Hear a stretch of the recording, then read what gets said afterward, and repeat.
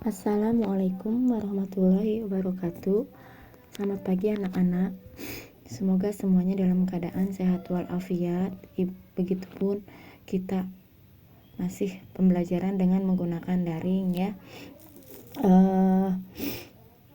Ibu akan lanjutkan materi bahasa Indonesia kelas 10.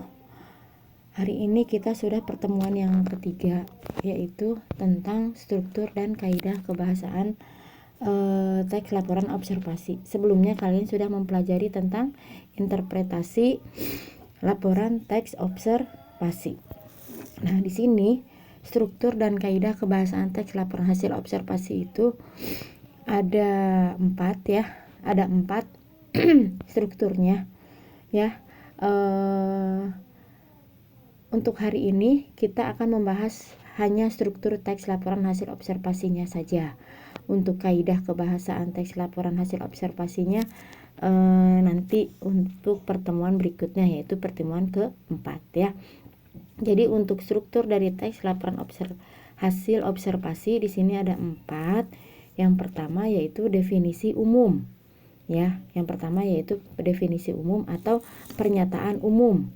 Pernyataan umum biasa disebut juga dengan klasifikasi ya, yaitu definisi umum itu merupakan pembukaan yang berisi pengertian mengenai sesuatu yang dibahas di dalam teks ya. Bisa juga berisi pembuka atau pengantar hal yang akan disampaikan, yaitu prolognya.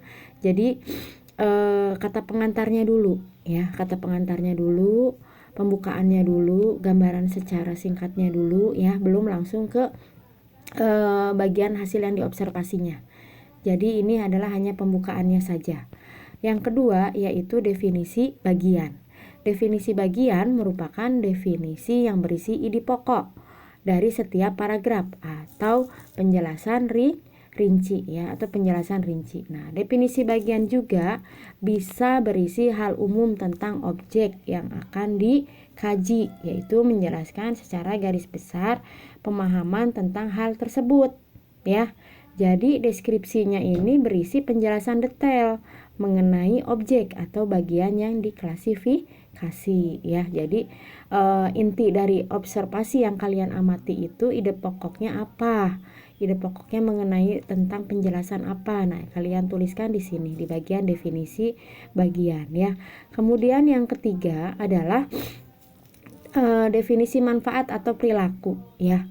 Atau biasa juga di sini bisa disebut juga deskripsi manfaat ya. Deskripsi manfaat berarti berisi tentang manfaat, bagian yang menjelaskan manfaat dari sesuatu yang dilaporkan, biasanya untuk benda mati, sementara itu untuk mendefinisikan benda hidup.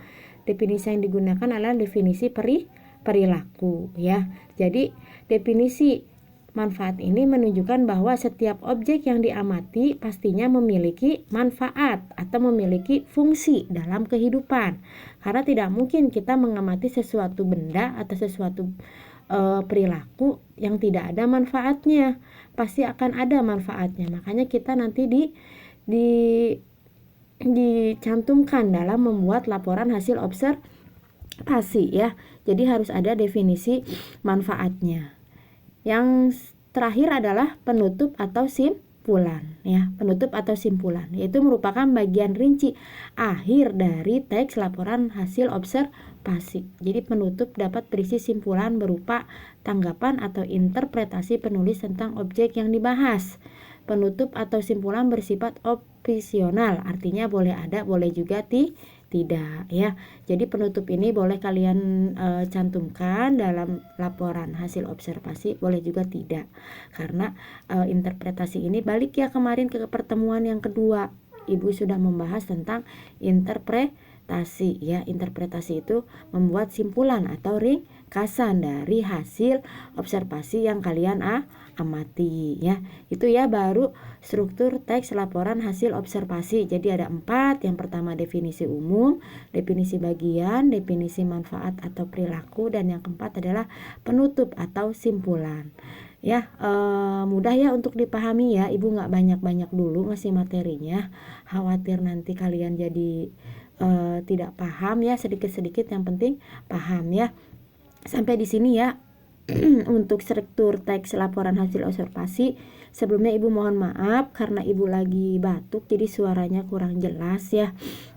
Jadi kalian nanti bisa sambil baca dari PowerPoint Ibu, bahkan dari modul yang nanti akan Ibu berikan ya dari sekolahan untuk dipahami lebih lanjut ya. Ibu mohon maaf sebelumnya. Ibu akhiri, tetap semangat ya anak-anak Ibu walaupun kondisinya seperti ini. Assalamualaikum warahmatullahi wabarakatuh.